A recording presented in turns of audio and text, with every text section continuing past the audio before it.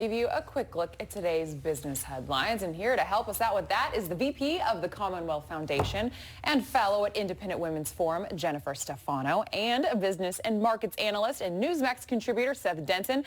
Good morning to you both. Good morning. All right, guys, let's start with the markets like we love to do. Now, all finishing in the green, with the Dow gaining 349 points, the NASDAQ and S&P 500 following suit. Seth, the markets were down on Wednesday. All right, what led to this turnaround? It's on the seesaw. I mean, let's just be real. That's effectively what's going on. The market needs to hear a little bit of good news. They got some good news in the jobs report. Unemployment was down. That made it go back up. That plus a dip buy.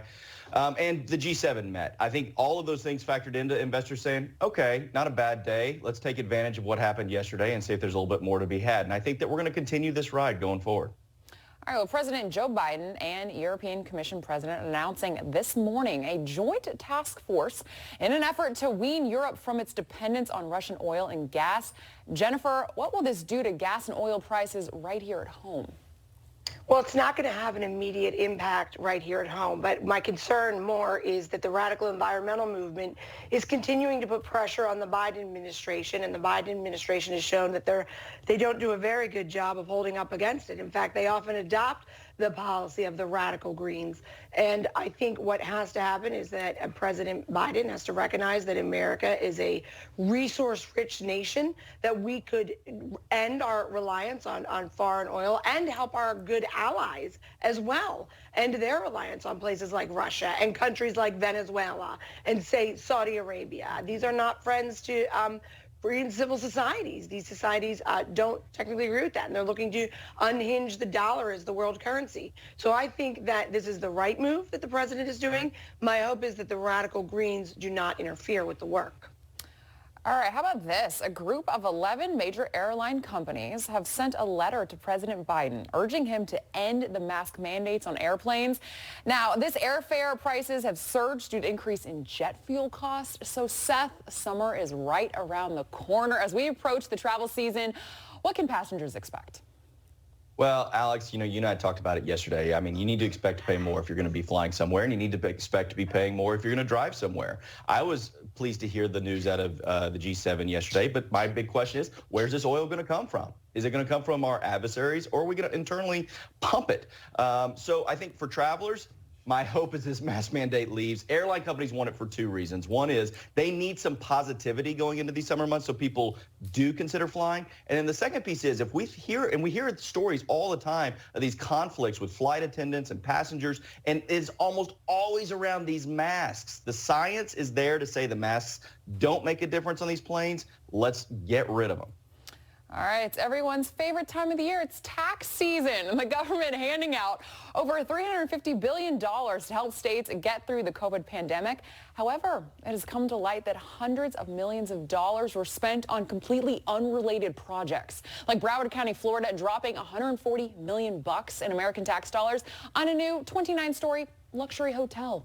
Jennifer, are taxpayers just completely powerless when it comes to what the government is using their money for?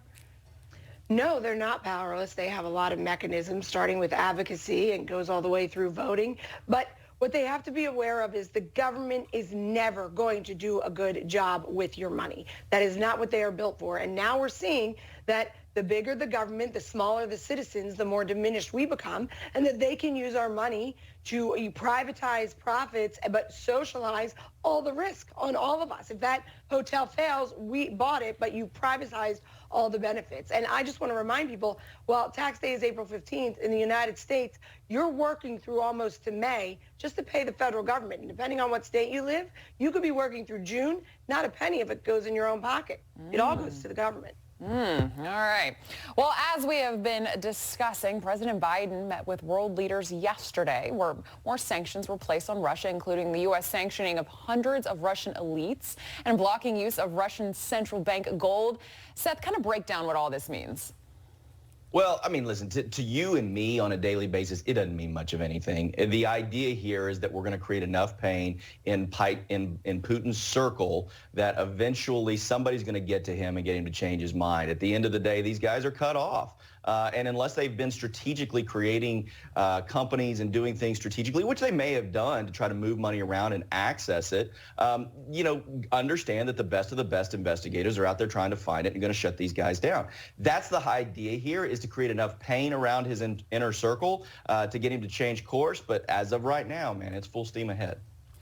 Well, the legend of Kobe Bryant and his daughter Gigi is living on through Nike. Now, Kobe's wife, Vanessa Bryant, and Nike have now signed a deal for Nike to sell Kobe and Gigi products for years to come. Now, Vanessa Bryant actually saying Nike is now donating 100% of the net proceeds yearly for Gianna's shoes to our Mamba and Mambacita Sports Foundation, which helps underprivileged kids. Seth, what do you think of Nike's decision to donate all these proceeds? I mean, I think that's the right decision, and it's a good decision to do. I love to hear this story. My hope is that Nike will not stop encouraging child labor in the places and where they do their manufacturing of these shoes and other products. But I'd like this story. I like listen, anytime you hear something like this, it's positive, and I'll take positive on a Friday morning. Yeah. Jennifer, your thoughts? Yeah, look, I can never take issue with a grieving mother doing something to honor her lost child. It's just the worst thing, I think, that can happen to any of us. And so, with respect to her and finding a useful way to honor her daughter is what's good for her, what's good for her family. It's nice that she's using it to try and help others. I understand they're going to start a basketball program in California, expand on it, and help underprivileged kids. What can you say for a woman to do that for her child? Yeah, all right. I understand it. Seth and Jennifer, it's always nice to end on kind of a heartfelt, positive note, if you will. So thank you both for joining us this morning.